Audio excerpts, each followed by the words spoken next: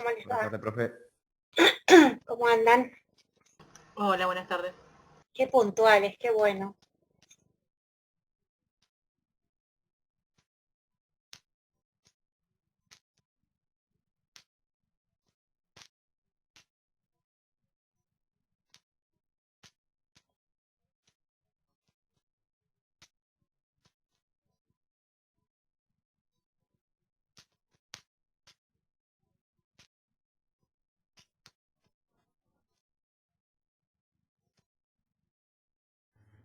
Hola, profe. Buenas tardes. Buenas tardes, ¿cómo les va?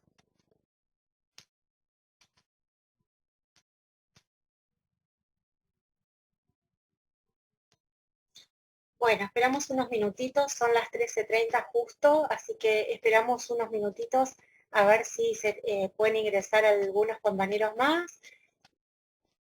Tenemos un límite de 100 para el ingreso y luego el resto pueden mirarlo por YouTube.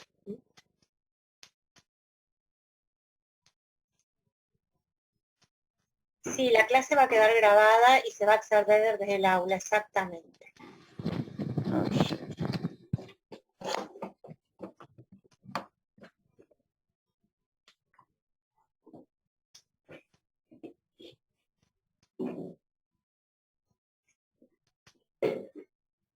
Bueno, vamos, si les parece, conversando un poquito mientras entra el resto de la gente.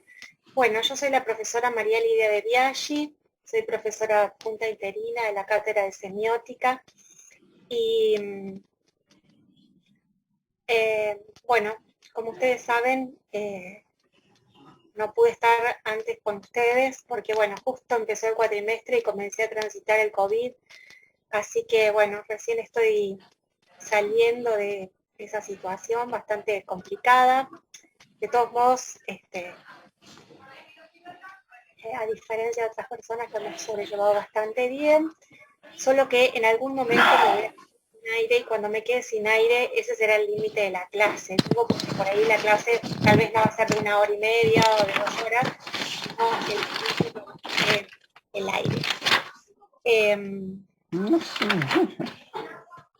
Lo que sí les vamos a pedir es que, excepto que ustedes quieran hacer alguna intervención, apaguen sus micrófonos para que el ruido que pueda haber en alguno de los lugares donde ustedes están no genere una interrupción en la comunicación o una distracción mientras damos la clase.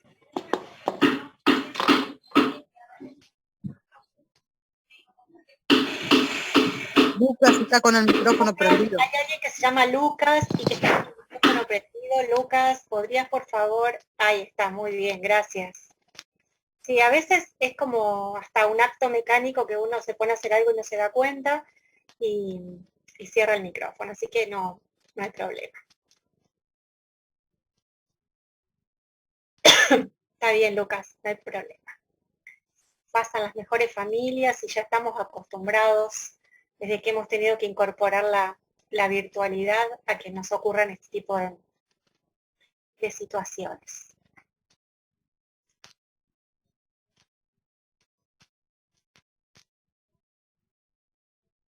Bueno. Profe, ¿puedo hacer una...? Sí. Quiero decir algo. Yo ahora a las 2 tengo otra clase que se me cruza. Así que no, eso no me quería decir, que la hora a mí me viene un poco inconveniente. No hay problema, no hay ningún problema.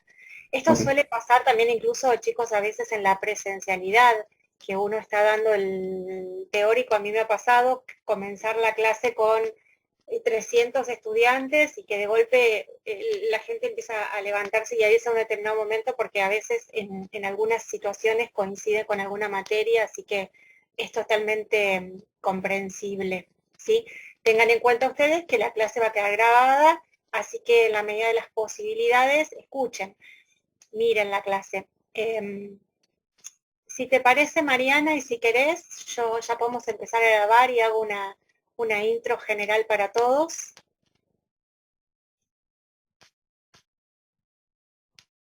Sí, esperame un momentito que estaba viendo que la transmisión no estaba saliendo.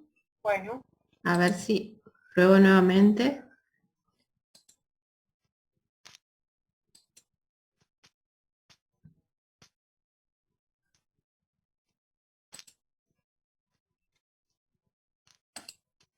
Sí, hay alguien está preguntando por el texto y el texto sí efectivamente es el curso de lingüística general, este que está aquí, que tengo yo en mis manos.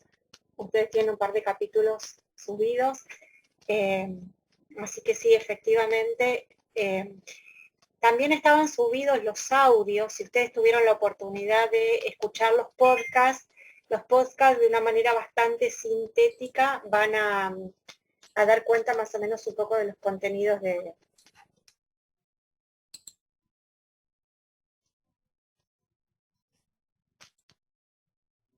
Los contenidos en este caso de SOSIR, ¿no? Cuando vos me digas, Mariana, yo... Sí. Esperame un segundito. ¿Alguien más quiere hacer alguna pregunta mientras tanto?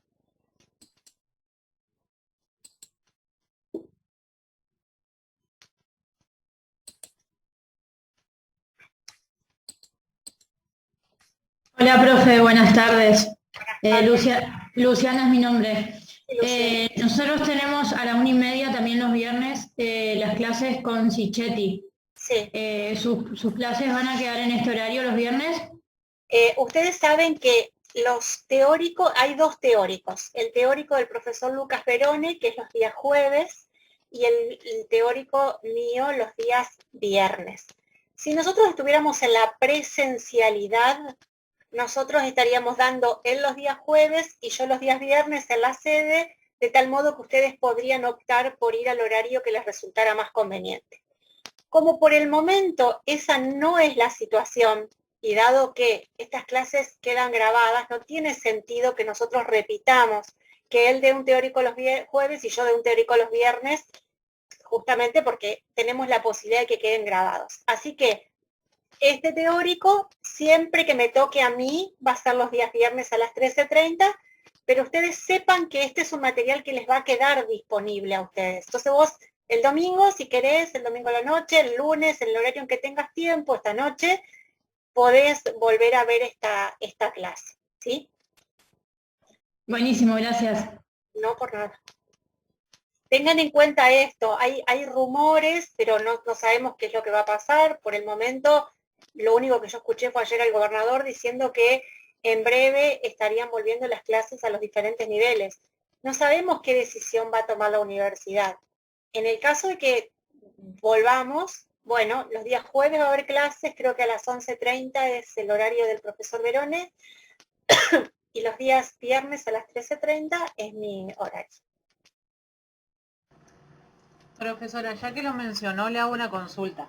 Sí. En el caso de que se vuelva a la presencialidad, porque cuando al inicio de año, el año pasado nos anotamos, nos daban la opción de si queríamos cursado de mañana o de tarde. Bueno, yo en mi caso, por cuestiones laborales, elegí por la tarde-noche. Sí. ¿Qué pasa en ese caso con las clases teóricas o prácticas que pueda haber de mañana?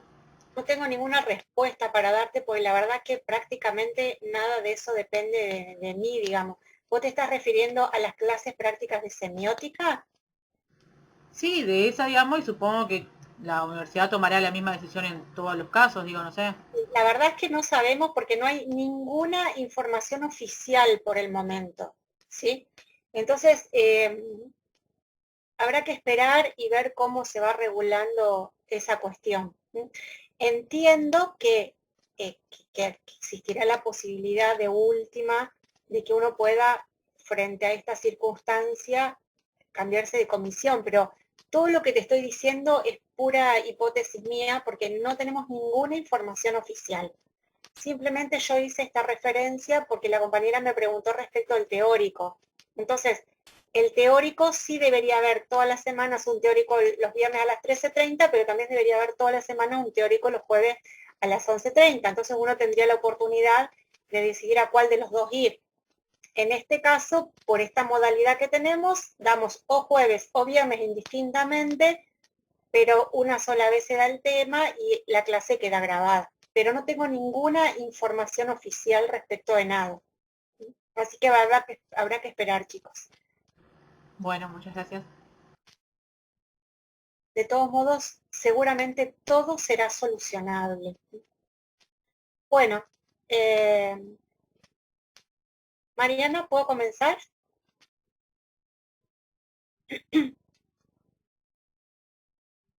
Bueno, comenzamos entonces. No sé cuántos de ustedes entraron, hay casi 90 personas y cuando yo comencé y saludé éramos 66. Reitero mi saludo, buenas tardes, soy la profesora María Lidia de Biaggi. Y bueno, soy una profesora adjunta interina de semiótica y además estoy a cargo de la subsede de Alberdi de semiótica y de la subsede de la unidad penal. En la tarde de hoy lo que yo voy a tratar de hacer es de retomar algunas cuestiones que se plantearon ya a través de los podcasts en este primer momento de la materia, que es este momento de la dimensión histórica, podríamos decir. Recording in progress. Recuerdan que en la clase anterior que dio el profesor Lucas Verone, él hizo un recorrido y una presentación en torno al plan de cátedra, el programa que nosotros hemos presentado para la materia. Y una de las cuestiones que él planteó era que atravesaba, recorría todo el programa y la articulación desde la cual nosotros avanzamos en la materia a partir de la teoría de los discursos sociales de Eliseo Verón. Y que de alguna manera el programa estaba planteado y organizado en base como a tres momentos que Verón plantea para la discursividad social, que es la producción, la circulación y los efectos de los discursos. Pero que había una primera parte, que esa primera parte implicaba situarnos de alguna manera históricamente en los fundamentos de la semiótica. Y de esa primera parte nos vamos a estar ocupando en la clase de hoy y en la próxima clase del profesor Lucas Verone, en el que vamos a recuperar algunas cuestiones claves de dos autores que de alguna manera establecieron el andamiaje de la semiótica tal como nosotros lo conocemos en la actualidad. Y estos dos autores son Ferdinand de Saussure. Yo voy a estar compartiendo acá con ustedes, espero que ustedes puedan ver. ¿Alguien me dice que se ve bien o me levanta un dedito, por favor? ¿Se ve bien, profe? Sí, se ve. Bueno, muchas gracias.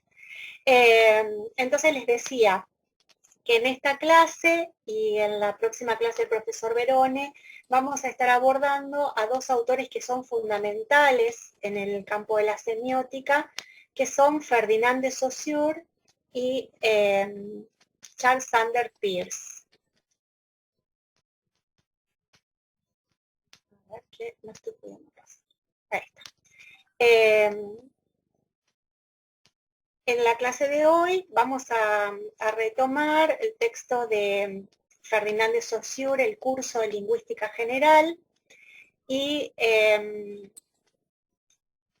ustedes ya tienen esta bibliografía, seguramente ya comenzaron a trabajar con los profesores de los trabajos prácticos, y ustedes tienen respecto de este tema un texto de Leona sobre Saussure y Seccheto y otro texto que son dos capítulos del curso de Lingüística General de Ferdinand de Saussure, que es este que yo les estaba mostrando hoy aquí. Ferdinand de Saussure básicamente fue un lingüista suizo, ginebrino, y de hecho la perspectiva de abordaje de la lingüística y sus primeras referencias a la semiología impactaron fuertemente en Europa, mientras que Charles Sanders Peirce es una propuesta anglosajona, básicamente. O sea que el impacto fundamental de Saussure estuvo dado en Europa. A los dos autores, a Ferdinand de Saussure y a Charles Sanders Peirce, los ubicamos a fines del siglo XIX, principios del siglo XX. Los dos fueron coetáneos, si vivieron en la misma época histórica. Ustedes tienen allí la imagen respecto de la fecha de nacimiento y muerte de Saussure, que nació en 1857 y falleció en 1913. O sea que su desarrollo teórico e intelectual fundamentalmente tuvo lugar desde la mitad del siglo XIX en adelante y la primera década del siglo XX.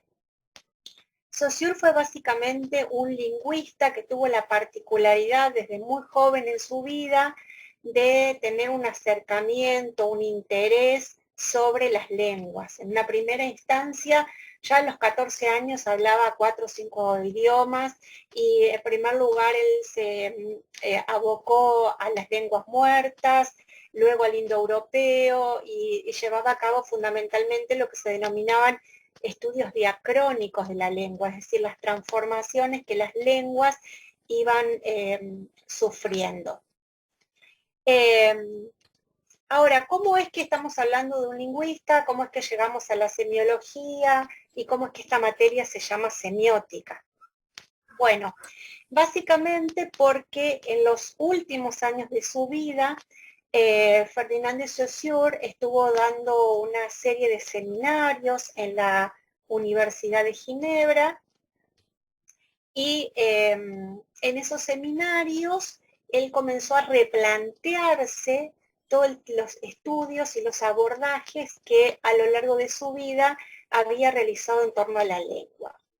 Y justamente una de las cuestiones que preocupa a Saussure en este último tiempo de su vida tenía que ver con la búsqueda de un objeto para la lingüística.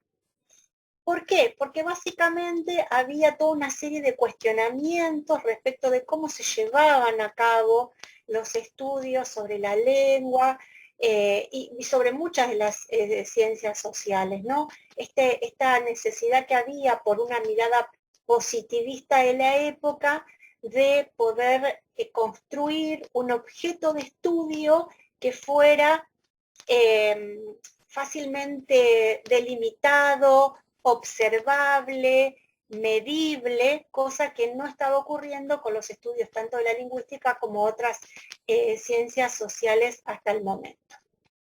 Entonces, en estos seminarios que Saussure desarrolla entre 1906 y 1910 aproximadamente, fueron 3 seminarios en la Universidad de Ginebra, él, junto con un grupo de discípulos, va a reflexionar respecto de esto y justamente va a problematizar el modo en que la lingüística estaba abordando sus problemas, su objeto de estudio, y Saussure va a plantear allí la necesidad de la existencia de una disciplina que estudiara a los signos que se usan en una sociedad diferente de los signos lingüísticos. En una sociedad utilizamos diferentes signos para comunicarnos.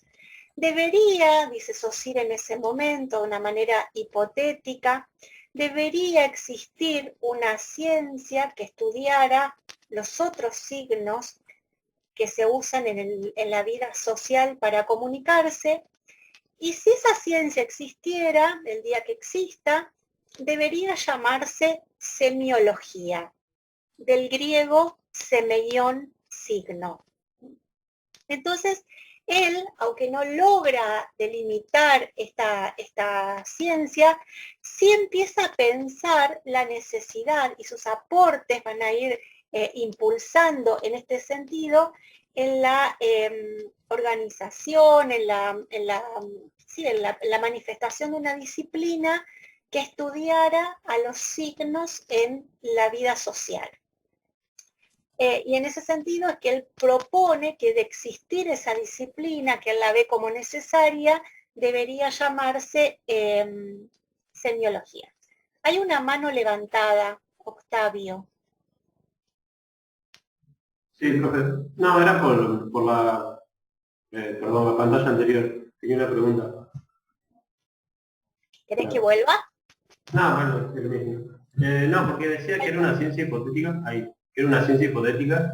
y quería saber, creo que ya lo contestó por lo mismo, pero bueno, si era una ciencia hipotética. Claro, era una ciencia hipotética porque él prácticamente imagina, existiera. no, porque él imagina la necesidad y la posibilidad de que se organizara esa ciencia, digamos, ¿no? En ese sentido. No existía la semiótica como ciencia en el momento en que de alguna manera Saussure vislumbra la necesidad que habría respecto de esto, en ese sentido hipotética. Bien, bueno, gracias. Ahora, Saussure, en estos años en que él lleva a cabo estos seminarios, no produce nada escrito, sino que, habiendo muerto ya Saussure, que como ustedes vieron, muere en 1903. Ahora, Saussure, en estos años en que él escuchando lleva a cabo estos seminarios, encendido el micrófono, ahí estamos. Entonces les decía que de paso, hago un paréntesis porque me olvidé de aclarar algo que Mariana del área de educación a distancia me pidió que les aclarara, sobre todo para los compañeros que están siguiendo esto por el canal de YouTube. Tal vez ustedes van a hacer comentarios en el chat, pero yo no puedo prestar atención porque yo no estoy siguiendo por el chat en YouTube, así que seguramente las respuestas a algunas consultas que puedan hacer las vamos a estar haciendo a posteriori o se las vamos a trasladar a los profes de los prácticos para que puedan resolverlas, ¿sí? Voy a tratar de estar lo más atenta posible al chat del Zoom, pero es bastante complejo el estar pensando, el estar exponiendo y el estar atentos a eso. Así que discúlpenme si a veces se me pasa la mano de alguien que quiera preguntarme. En todo caso, si no anoten, al final me hacen la pregunta para me la repitan la pregunta al final, ¿sí? Bien, entonces decíamos que durante esos años en que Saussure lleva adelante estos seminarios, en lo que de alguna manera va a replantear a la lingüística y va a conformar un cuerpo de la lingüística tal como nosotros la conocemos en la actualidad, la lingüística contemporánea. A su vez, esta propuesta de una ciencia que estudiase los signos en la vida social, así como la noción de signo y de sistema, que van a ser los aportes fundamentales de Saussure, no van a quedar escritos por Saussure, porque él no hace ninguna producción escrita formal de esos temas.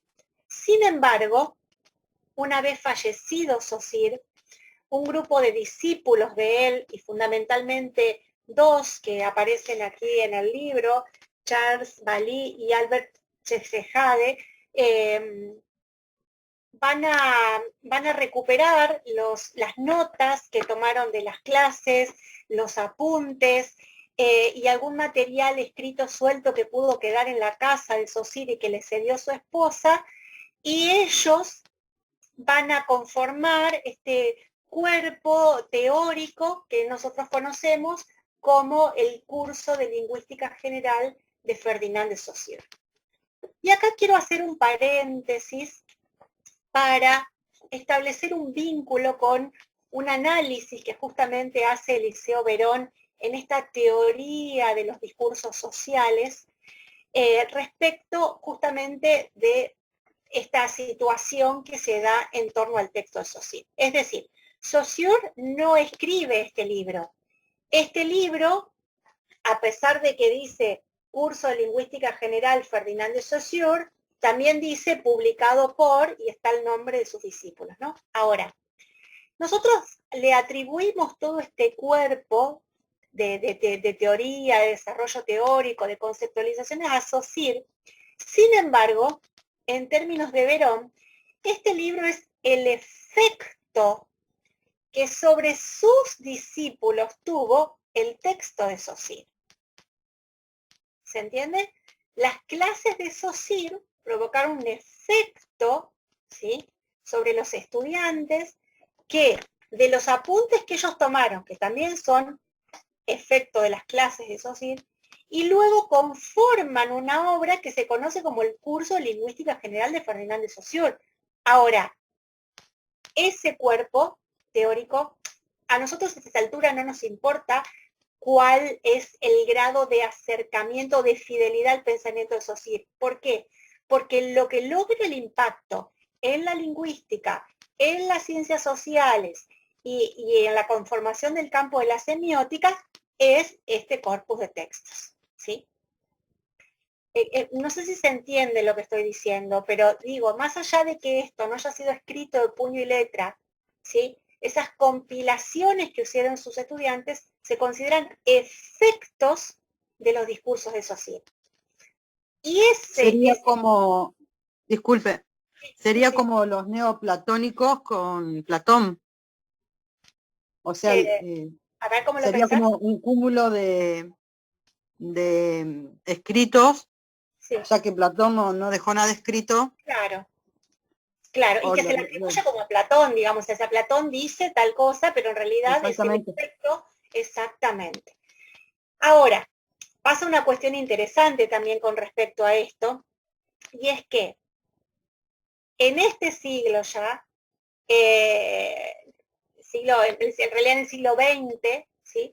en la década de 1990, bueno, empieza a hacerse como arreglos en la casa de Saussure y encuentran en estas remodelaciones que están haciendo en el invernadero toda una serie de escritos, estos sí de puño y letra de Saussure, y su esposa manda a publicar todos esos escritos, que se conoce también como el curso de lingüística general, que esos sí son apuntes de Saussure. Eso permite, de alguna manera, ver, digamos, el nivel de acercamiento o de aproximación entre estos escritos que recopilaron sus estudiantes, sus discípulos, más que sus estudiantes, sus discípulos, con la producción de Saussure. Y en realidad, de alguna manera, todo eso vino como a fortalecer o a confirmar esto que había aparecido en este texto. Como inicio del pensamiento de Saussure, una de las cosas más importantes que podemos decir es que él va a hacer un gran aporte con la noción de sistema. Cuando él va a hablar de la lengua, ya voy a avanzar un poquito más sobre esto, pero simplemente para que a ustedes no les quede descontextualizado esto que tienen allí en el PowerPoint, cuando él empieza a plantearse la necesidad de delimitar el objeto de estudio del lingüista, se va a plantear todo el complejo fenómeno que implica el lenguaje humano.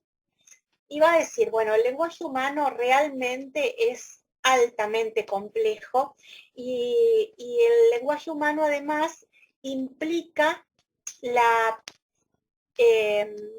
pertinencia a diferentes dominios. En el lenguaje humano, que ya vamos a tratar de definirlo, en el lenguaje humano tenemos un dominio de tipo físico, tenemos un dominio de tipo psíquico, tenemos un dominio de tipo auditivo y fonoaudiológico, y tenemos un dominio del orden de lo neurológico. Ahora, todo eso, dice Saussure, es sumamente complejo e intervendrían allí múltiples disciplinas para el abordaje del complejo fenómeno del lenguaje humano. Entonces el lingüista no puede hacerse cargo de todo eso. Y entonces va a tratar de delimitar de todo ese fenómeno complejo que es el lenguaje humano, cuál sería aquel aspecto que se logra delimitar, que se logra circunscribir, que es observable, ¿sí? Y va a determinar que justamente lo que hay y que es común a todos los individuos de una comunidad hablante es la lengua. Y va a considerar a la lengua un sistema. Y este es un aporte fundamental de Saussure, considerar la noción de sistema, que luego, a posteriori y a partir de diversas lecturas que se va a hacer de Saussure, otros autores van a releer todos estos aportes y se va a generar lo que se conoce como el estructuralismo. Saussure no habla de estructura, él habla de sistema. A posteriori, varias décadas después de su muerte y de aparición del libro, es que intelectuales, lingüistas, antropólogos, etcétera, etcétera, a partir del impacto de esta obra y de la noción de sistema, van a recuperar esa noción de sistema y la van a pensar como una estructura, ¿sí?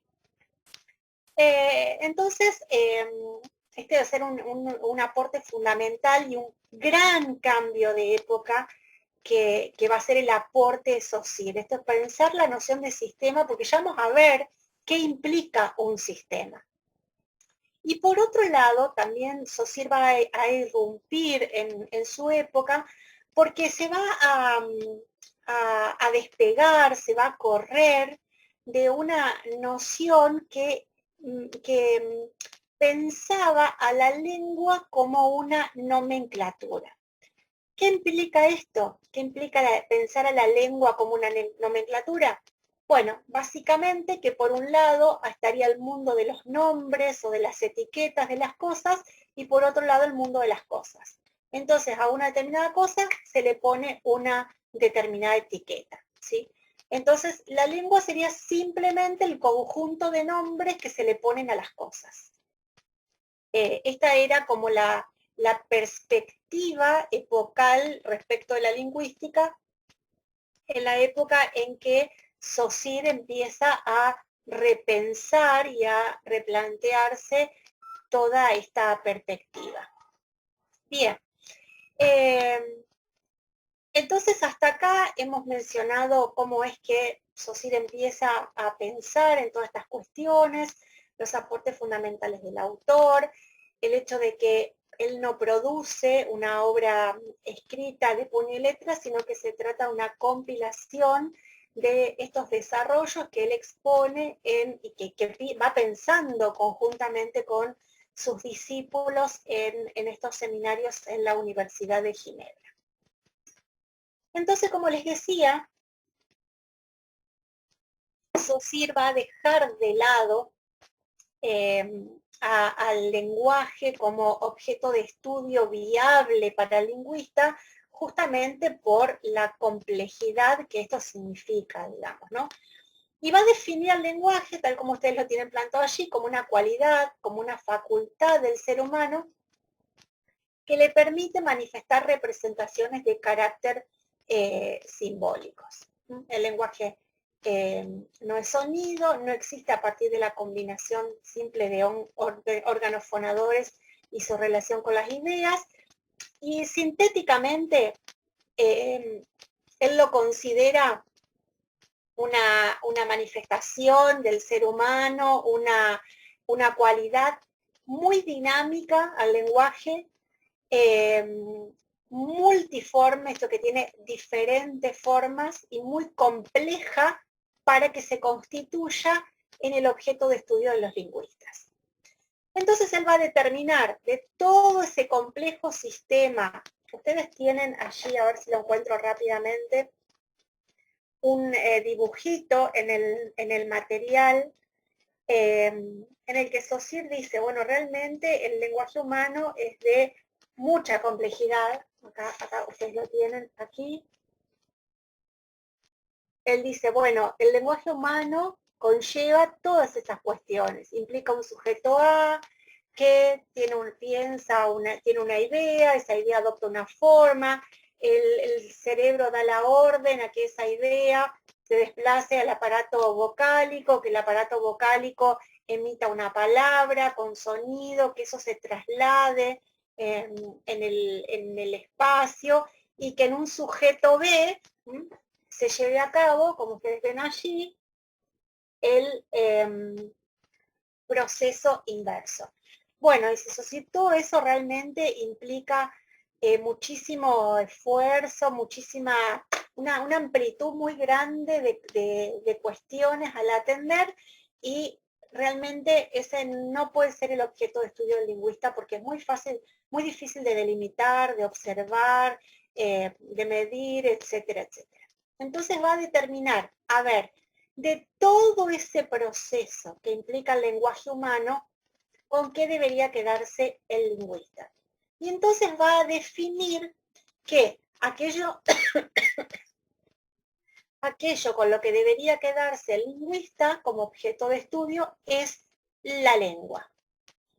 ¿Por qué? Porque la lengua básicamente es un objeto concreto, con leyes observables, es una parte esencial, básica del lenguaje.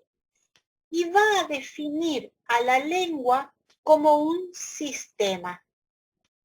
Yo les había dicho recién, si ustedes recuerdan, la importancia que va a tener este concepto de sistema, que va a ser muy importante para la lingüística, pero que luego va a tener un impacto muy importante en las otras ciencias sociales. De hecho, uno de los autores fuertes que va a tomar esta noción de sistema, de estructura, es Lévi-Strauss para la antropología, desde la psicología, la historia de diferentes disciplinas, se va a tomar ese concepto de sistema, ¿sí? Justamente porque de alguna manera lo que hace esta noción de sistema es acarrear objetividad a la delimitación de un objeto de estudio.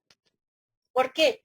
Porque justamente un sistema es algo estable, donde cada elemento de ese sistema tiene un vínculo en particular con los otros elementos del sistema. Y cada elemento de ese sistema, que en el caso del sistema de la lengua es el signo lingüístico, cada uno de esos elementos va a adquirir un valor que no le pertenece a sí mismo, sino que es un valor que adquiere al interior de ese sistema y no por fuera de ese sistema. Entonces, cada elemento y cada elemento que se mire desde una perspectiva disciplinar va a adquirir un valor al interior del entramado, de esa estructura que tiene al interior de esa disciplina. En otra tendrá otro, ¿no? Y Saussure va a plantear justamente que la lengua es de carácter social. ¿Qué implica esto, que la lengua es de carácter social? Que la lengua está presente, es común a todos los individuos de una comunidad hablante. Y en este sentido, él va a oponer, ya vamos a ver en un momento más que, a ver si acá está, que Saussure va a desarrollar, o que nosotros podemos organizar el pensamiento saussuriano en una serie de pares dicotómicos. Y uno de los primeros pares dicotómicos, este que se encuentra acá, es el de lengua y habla. Porque justamente Saussure va a oponer la lengua en tanto sistema al habla, que es del uso del sistema.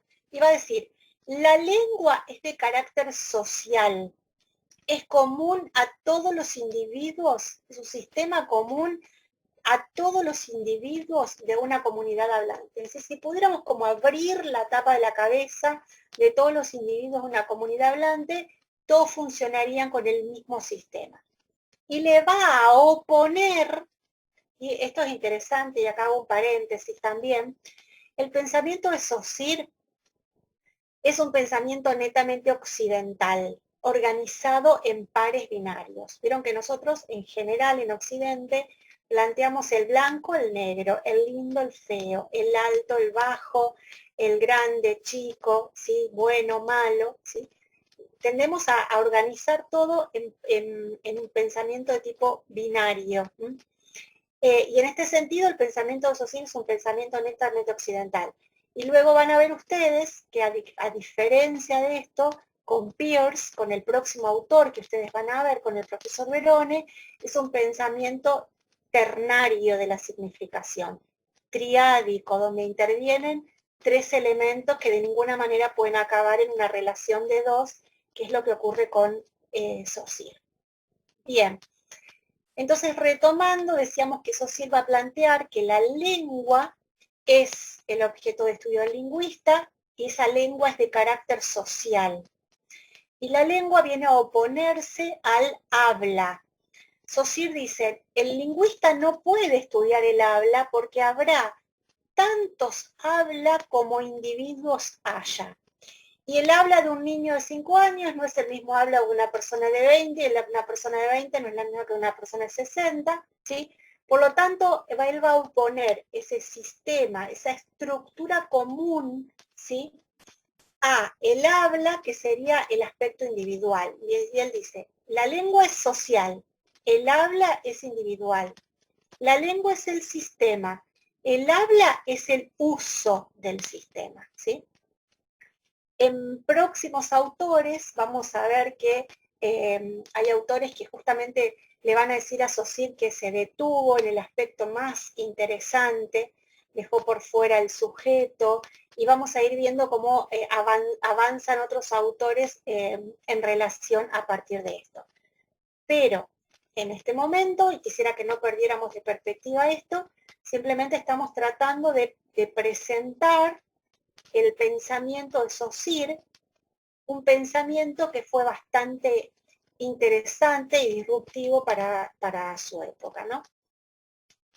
Entonces, frente a esta necesidad que tenía Saussure y que había desde el positivismo para delimitar un objeto de estudio, él va a decir, bueno, el objeto de estudio va a ser la lengua.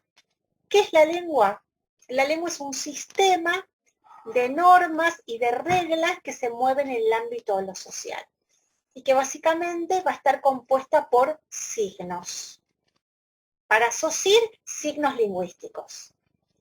Pero vuelvo a lo que dije al comienzo. Saussure va a decir que la lengua no es el único sistema de signos, sino que habría otro sistema, que hay de hecho otro sistema de signos. Él dice las señales de los sordomudos, las señas militares, el código Morse, etc. Hay otros sistemas que los seres humanos usamos para comunicarnos en sociedad, y para analizar, para abordar, para estudiar esos sistemas debería generarse una ciencia que se llamara semiología. Entonces, ¿qué es lo que va a plantear Saussure en relación a la lengua? Bueno, básicamente que la lengua en este carácter social que tiene es básicamente autónoma. ¿Por qué? Porque funciona como por sí misma sin que nadie pueda, por la decisión individual, crearla, modificarla, alterarla. La lengua, dice Saussure, es una totalidad en sí misma, y acá lo interesante también es heredada.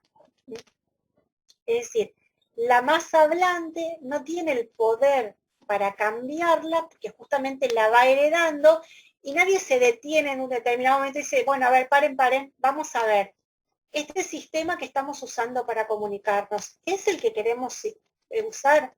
¿Sí? Sino que la masa hablante, por una cuestión que se denomina inercia colectiva, ¿sí? Que ya vamos a ver que es uno de los aspectos centrales que tiene Saussure para hablar de que la lengua es a su vez mutable e inmutable, es que la masa hablante no puede detener el funcionamiento de la lengua y pararse a reflexionar constantemente sobre ella, ¿sí? Por otro lado, también plantea Saussure que hay instituciones y factores sociales, culturales, históricos, que tienen una influencia sobre la lengua y que le impiden que la lengua esté en constante transformación, ¿no? Y por otro lado, las reglas propias de la lengua, si bien están presentes cada uno de los individuos de la sociedad, esas lenguas son básicamente inconscientes para la mayoría de nosotros. Bien, entonces les decía yo que el pensamiento de Saussure es un pensamiento que podemos plantear como organizado en pares dicotómicos, es decir, en conceptos enfrentados entre sí, ¿sí? Como dije en primer lugar, él va a plantear a que la lengua es el sistema, ese sistema social presente en todos los individuos de una comunidad hablante, que se opone al habla que es de carácter individual y que constituiría el uso de ese sistema, pero habría tantos usos como individuos haya, ¿no? Y también va a plantear una serie de dicotomías que básicamente van a tener que ver con una noción muy importante que si bien él no la va a inaugurar, no la va a fundar, sí él la va a lograr definirla de un modo en particular, que es la noción de signo lingüístico, ¿sí? Entonces, en relación al signo lingüístico, Saussure va a desarrollar toda una serie de características de este signo que también nosotros podemos visualizar como organizado en estos pares. ¿Por qué? porque Saussure va a decir que la lengua está compuesta de signos y sus reglas de combinación. Esos signos lingüísticos tienen un carácter en particular que son biplánicos. Ya me voy a detener sobre esto, pero básicamente está integrado por un significado y un significante. Es decir, el signo lingüístico tiene dos dimensiones, ¿sí? Además, ese signo lingüístico tiene la particularidad que parece una contradicción, pero que no lo es, que es mutable e inmutable a la vez. Es decir, que cambia, pero que a la vez no cambia. Y relacionado con esta característica del signo, y obviamente por lo tanto de la lengua, como yo decía recién, respecto de que la lengua no cambia por la decisión individual de un hablante, Saussure plantea que la lengua y los signos no cambian en la sincronía, pero sí cambian en la diacronía. Y a su vez que esos signos establecen entre sí, al interior del sistema de la lengua, dos tipos de relaciones. Las relaciones sintagmáticas, el sintagma, y el paradigma o las relaciones asociativas. Eso un poco como para que ustedes puedan ver así de un modo un poco más cerradito, el pensamiento de Saussure en torno a esto que yo les decía, que es la organización en pares dicotómicos, ¿sí? Entonces, dijimos que Saussure va a plantear que la lengua es el objeto de la lingüística, que la lengua es el sistema a partir del cual los seres humanos nos comunicamos, ¿sí? Y ese sistema va a estar constituido por unidades, que son los signos lingüísticos, y sus normas y sus reglas de combinación. Saussure, ustedes recuerdan hablar solo de signo lingüístico, a él le preocupa la lengua. Por eso dice, también hay otros signos, y de esos otros signos se debería ocupar una ciencia que se llamara semiología. De hecho, cuando el campo disciplinar comienza a construirse, se llama semiología por adhesión al pensamiento, básicamente, de Ferdinand de Saussure, ¿sí? Entonces, Saussure va a plantear al signo lingüístico como, de hecho allí yo puse, es un concepto antiguo, me equivoqué acá al escribir, pero es básicamente un concepto antiguo porque no es Saussure, ni tampoco es Peirce el primero que inaugura la noción de signo, sino que la podemos rastrear muchísimo más atrás, y ya entre los griegos podemos hablar como de primeras menciones a la noción de signo. Sin embargo, nosotros vamos a empezar a abordar el signo a partir de Saussure, ¿sí? Y Saussure va a plantear que el signo es una entidad psíquica, es una entidad mental, ¿sí? Compuesta por dos planos. Esos dos planos, como ustedes lo ven aquí, él le va a llamar significado a este primer plano, significado o concepto, y le va a llamar significante o imagen acústica a este otro plano, ¿no? Entonces, tenemos un signo de carácter biplánico, ¿sí? Con dos planos que se articulan, ¿sí? Dos momentos, dos dimensiones, ¿sí? Este signo entonces está compuesto por una idea, un concepto, ¿sí? Y su imagen acústica, su huella o imagen acústica, que no remite solo a sonido, aunque podría ser sonido, pero ¿por qué digo no remite a sonido? Porque básicamente el signo para Saussure es de carácter psíquico, ocurre en la mente de los individuos, ¿sí? Si yo en esta tarde digo, por ejemplo, vaso, yo en este momento les estoy mostrando un vaso, pero si yo les digo vaso, inmediatamente en la memoria de ustedes, en el recuerdo de ustedes, se genera una imagen que se vincula a ese concepto de vaso, ¿sí? Ese sería el signo para Saussure. Luego el signo, y básicamente el significante, va a tener una dimensión material, ¿sí? que puede ser el sonido, el fonema o el grafema, el sonido o la escritura. Pero básicamente, cuando él está pensando en el signo lingüístico, está pensando en una entidad biplánica compuesta por estas dos dimensiones, un significado y un significante, ¿sí? Que le da forma a una masa amorfa que nosotros tendríamos como nuestro cerebro. Y a ese signo lingüístico, vuelvo a mostrarles aquí esta imagen, que tal vez les ayuda a entender, ustedes la tienen también luego en el texto de Saussure, a ver si lo encuentro rápidamente para mostrárselos, en el capítulo 1,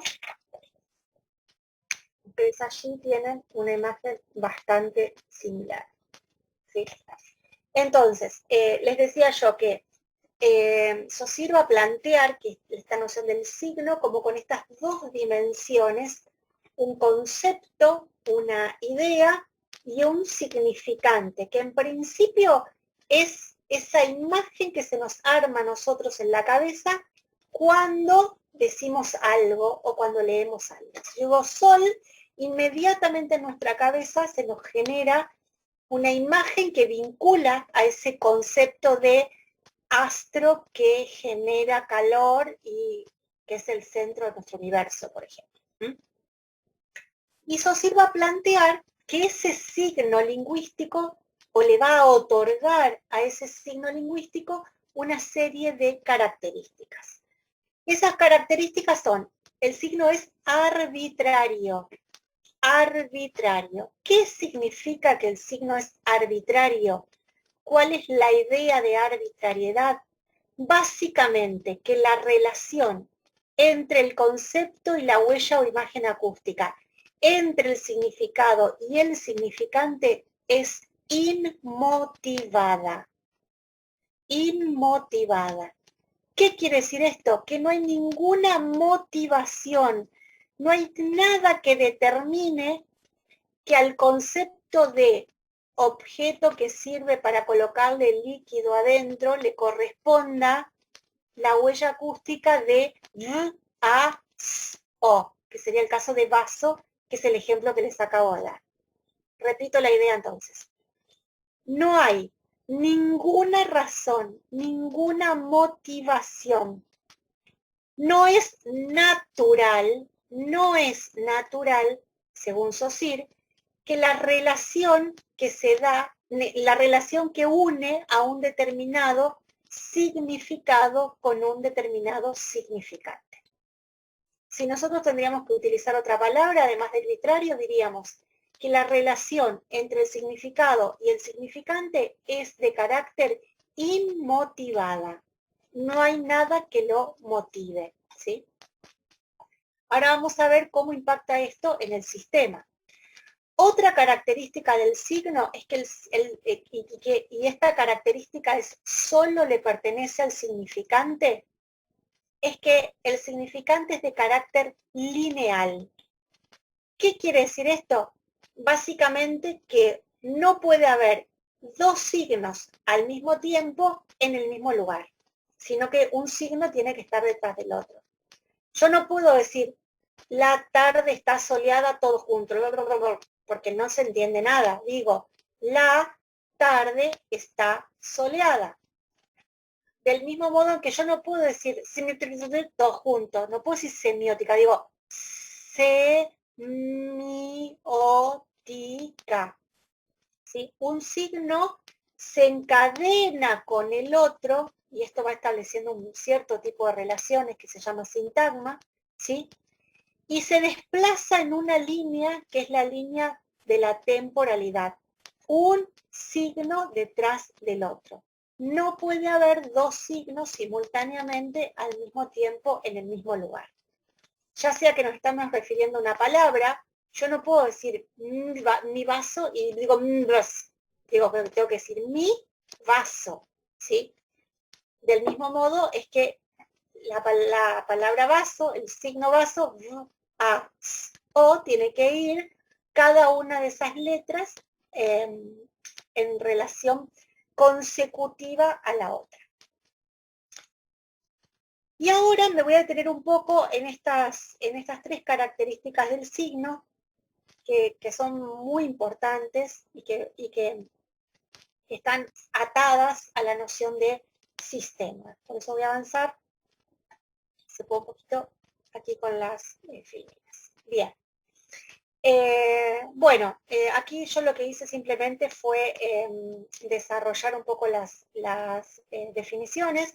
Significante, aquella dimensión del signo que se nos presenta por enunciación, ya sea oral o escrita, que una parte psíquica, ese recuerdo que se genera en nuestra mente cuando se produce un sonido o cuando vemos algo escrito.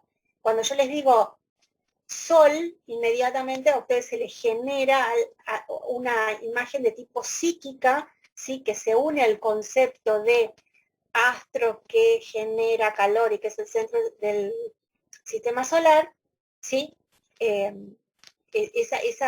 Ese recuerdo que se genera por ese sonido sería el significante.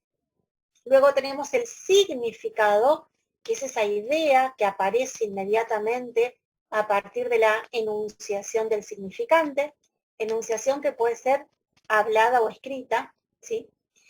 Y por otro lado tenemos este concepto fundamental que está relacionado con esto que yo les estaba mencionando, que es la significación. ¿Qué es la significación?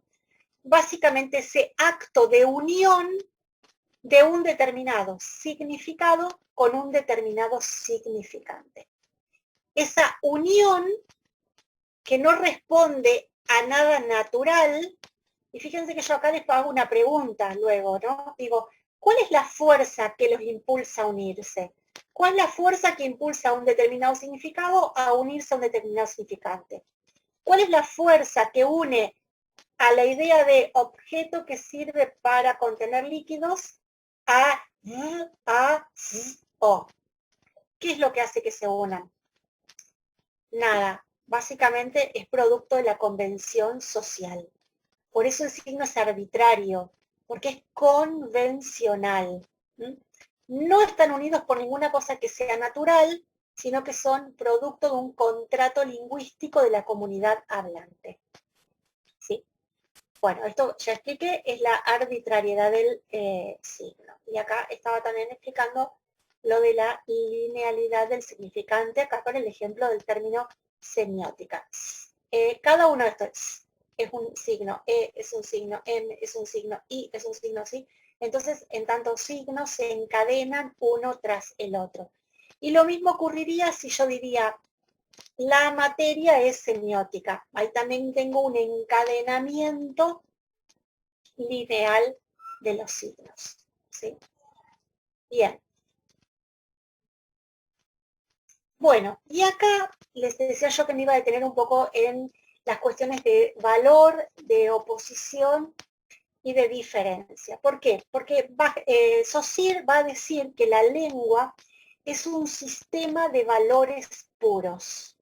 Es un sistema donde los signos que conforman ese sistema establecen entre sí un orden de relaciones. Y es en ese orden de relaciones que establecen al interior de un sistema dado es que adquieren valor. Yo acá intenté, o voy a tratar de explicar con mi juego de ajedrez esta noción de valor, pero antes lo voy a hacer rápidamente con un ejemplo muy básico que permite quedar mucho más claro. Y pensemos en las señales de tránsito y pensemos en el semáforo. El semáforo tenemos tres colores, el rojo que indica detenerse, el verde que indica avanzar y el amarillo que indica precaución. ¿Sí?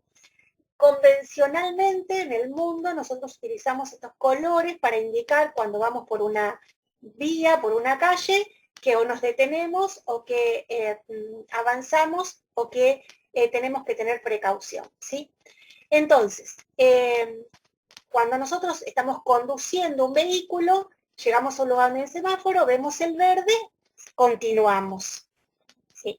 Y cuando vemos el rojo, nos detenemos. Se supone que nos detenemos.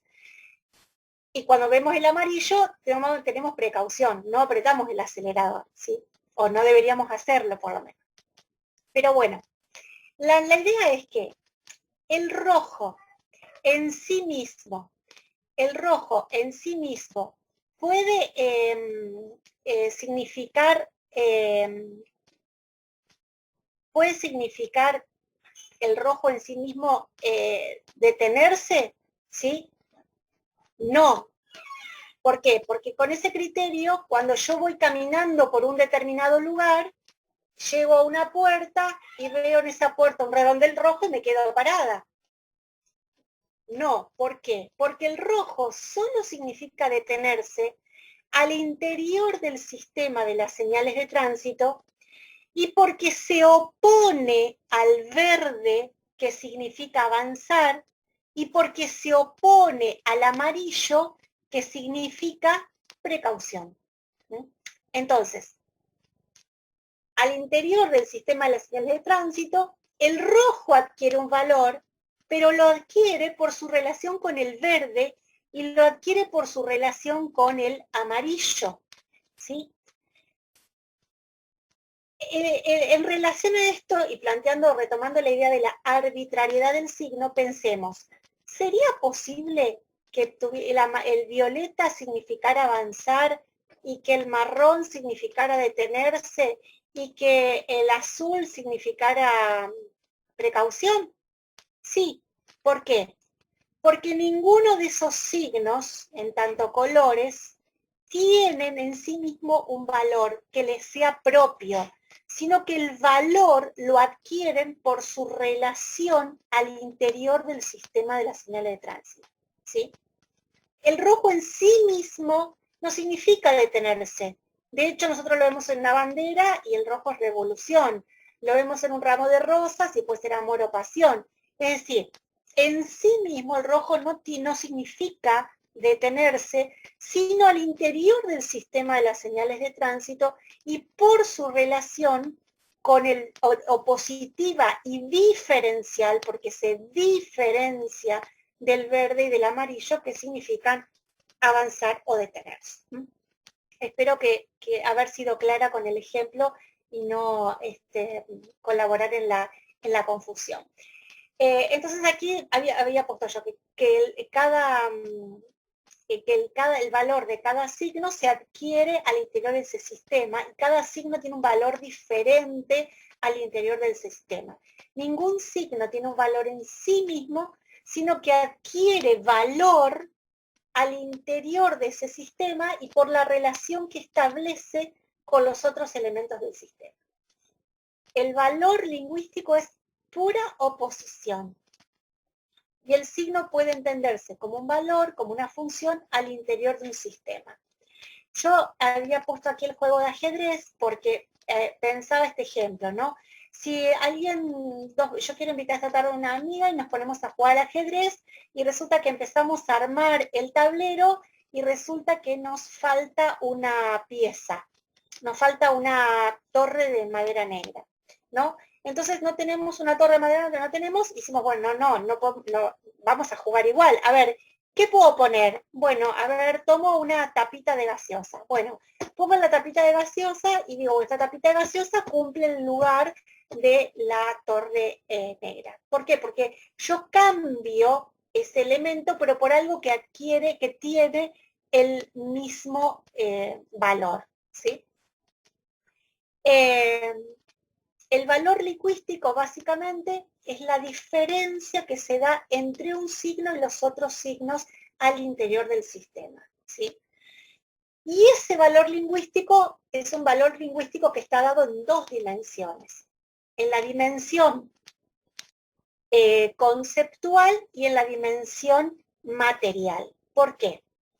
Básicamente porque puede haber signos que se diferencian en virtud del concepto o signos que se diferencian en virtud del significante. Por ejemplo, yo aquí les puse dos ejemplos.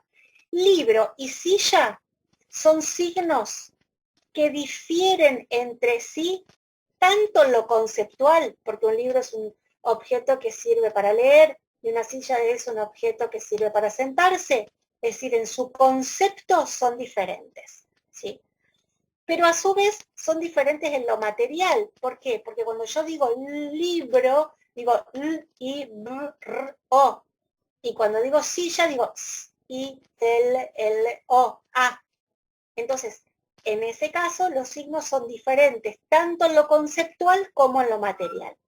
Mientras que un ejemplo de signos que difieren en lo material, en el orden material, en el orden del significante, pero que no difieren en lo conceptual, serían, por ejemplo, los sinónimos. Porque los sinónimos son signos que tienen el mismo concepto o que remiten al mismo concepto, como si yo digo rojo o colorado, remiten al mismo concepto, pero el significante es diferente. A la inversa de lo que ocurre con los homónimos, ¿sí? Los homónimos son dos signos que tienen igual valor en su aspecto material, sobre todo si estuviésemos hablando de un fonema, es decir, cuando los escuchamos simplemente, pero que son diferentes en su aspecto conceptual. Si yo digo vaso, ¿sí? Vaso puede ser el vaso de tomar o puede ser el vaso, órgano del cuerpo humano que filtra la sangre, ¿sí? Entonces, en ese caso estoy frente a dos signos que en su significante, en tanto sonido, son iguales, pero el significado es diferente. Entonces, retomando un poquito la noción de valor, lo esencial aquí es entender que porque la lengua es un sistema, los elementos que componen ese sistema solo adquieren valor al interior de ese sistema y por su vinculación con los otros elementos del sistema, ¿sí?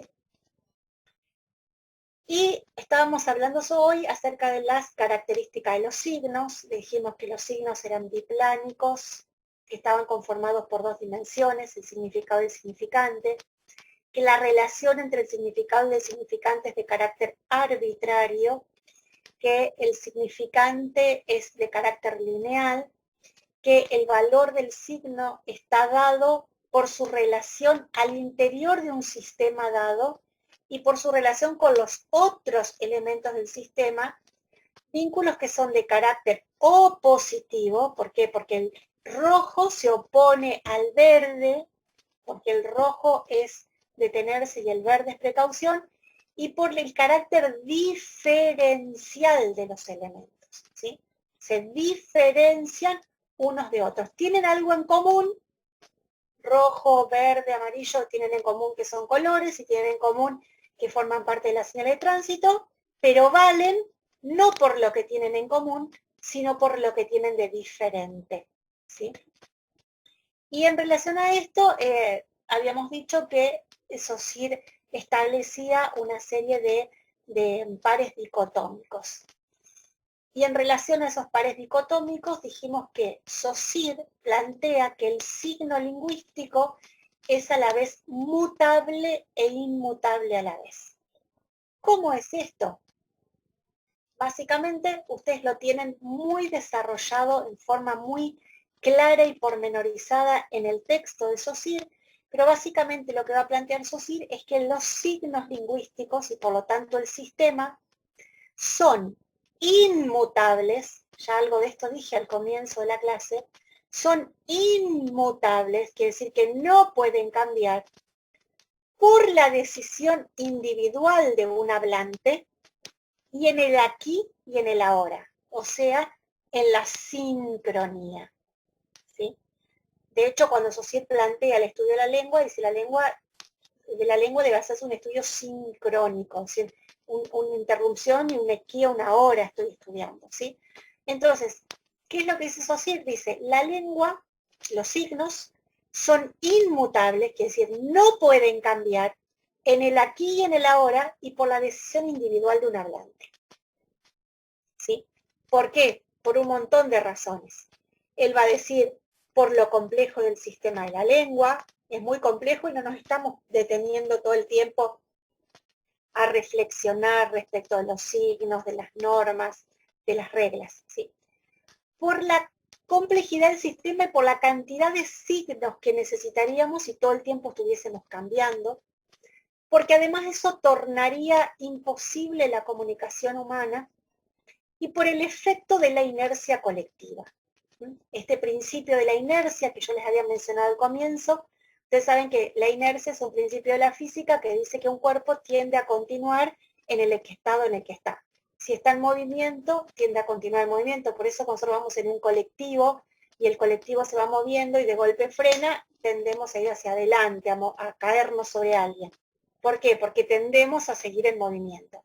Bueno, cuando Saussure habla de la inercia colectiva como un elemento que impide la mutabilidad de la lengua y de los signos, es porque él dice, para estar cambiando tendríamos que detenernos todos, reflexionar y decidir cambiar. Entonces, en el aquí y en el ahora, y por la decisión individual de un hablante, y por todas estas razones que mencioné, los signos lingüísticos no mutan. La lengua es inmutable.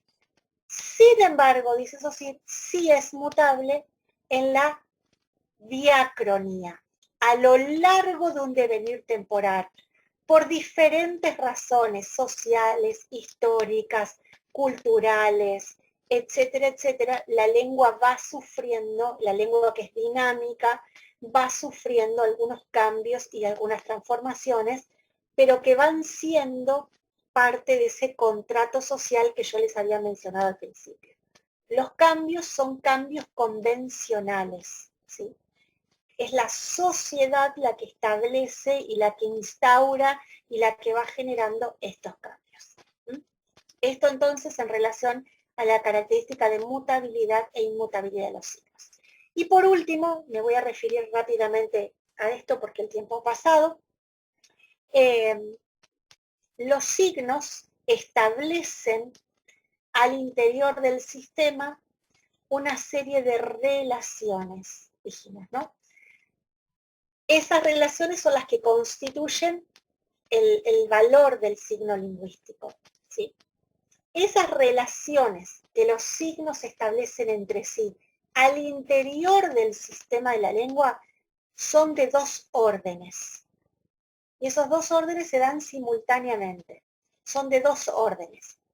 Relaciones de tipo sintagmáticas y relaciones de tipo asociativas o paradigmáticas, le van a llamar luego los sucesores de Saussure. Se dan las dos simultáneamente, no es que se dan o unas u otras. Son las dos tipos de relaciones de diferentes órdenes que establecen los signos entre sí.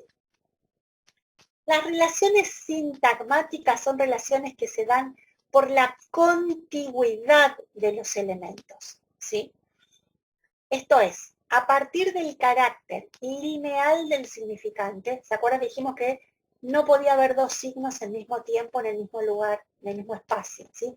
Que un signo va detrás del otro. Bueno, entonces allí se establecen relaciones de encadenamiento, un signo detrás del otro generando sentido, ¿sí? Por ejemplo, yo digo releer, submarino, linda tarde, clase de semiótica. ¿Qué son? Son encadenamientos de signos, ¿sí? Esas relaciones, la oración es el ejemplo más claro de un sintagma. Esas relaciones, esas combinaciones que se apoyan en la extensión, ¿sí?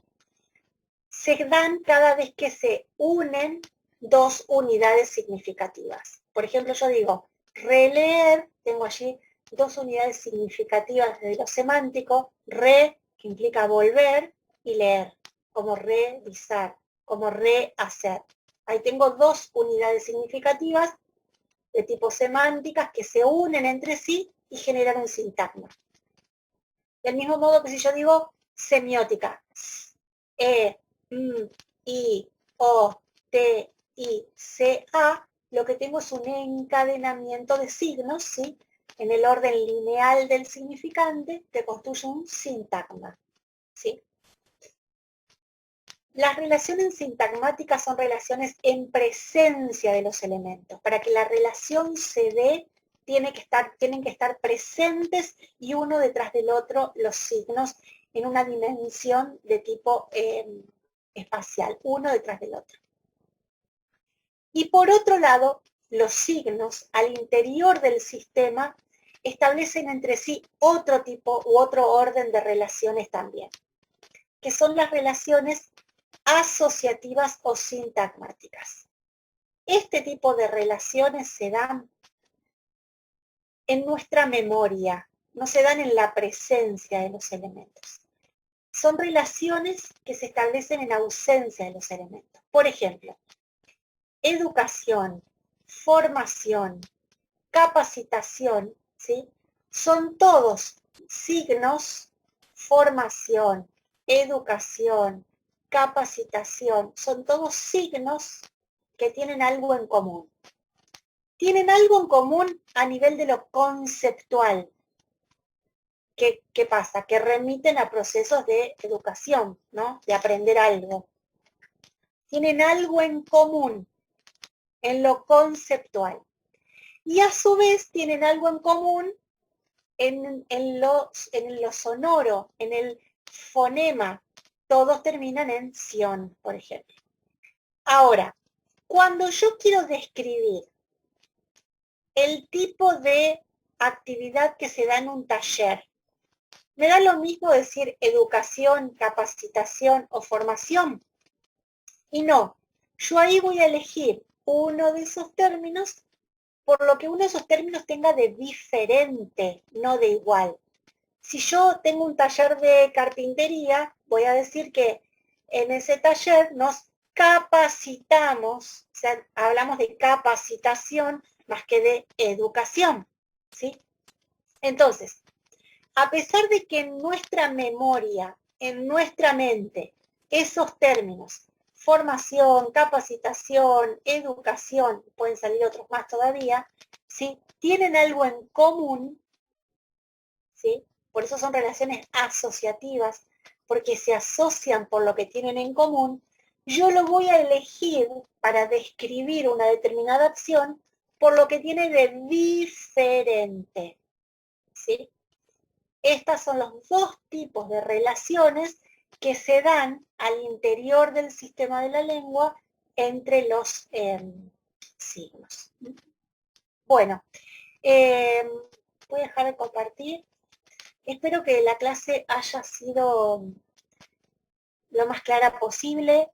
Espero que les haya ayudado en aclarar algunas cuestiones que ya estuvieron leyendo. Y los estimulo a ir siguiendo junto la lectura, el escuchar las clases o los podcasts o participar en los teóricos como están haciendo la mayoría de ustedes en este momento, porque eso les va a ayudar a ir apropiándose mejor de las categorías y comprendiendo mejor los conceptos. No sé si hay alguien que quiera hacer alguna pregunta específica. Hola, ¿qué tal? Hola. A mí me pareció un poco similar la definición o mi entendimiento de valor y significado y significante me refiero. La idea de valor. No, mira, la idea de, primero el significado y el significante son los dos elementos que componen el signo. En todo caso, lo que vincula al significado y al significante es la significación. Es ese lazo arbitrario que une al significado con el significante. Eso tiene que ver con la constitución del signo. Ahora, esos signos al interior del sistema, ¿sí?, adquieren un determinado valor que no lo tienen en sí mismo, ¿sí?, que no le pertenece al signo y que lo arrastra a cualquier sistema. Justamente por eso yo les decía que la noción de sistema había sido tan valiosa también para otras disciplinas, porque algo significa al interior de un sistema dado, como el rojo, que significa detenerse al interior del sistema de las señales de tránsito, como la A, la E, la I, la O y la U significan vocales al interior del sistema lingüístico, pero por fuera, si yo veo una E pegada en una puerta, no es una vocal, es la señal que me permite estacionar o no estacionar si están en un determinado lugar, ¿sí? Yo te sugiero que tal vez vuelvas a escuchar la clase, pero que fundamentalmente puedas leer en los textos, sobre todo el texto de Saussure, para poder apropiarte bien de los conceptos.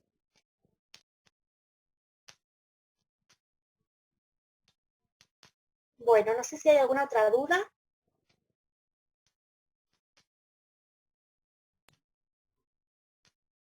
La verdad que no, claro. Bueno, chicos. Lo que sí quería consultar, ingresé un poco tarde.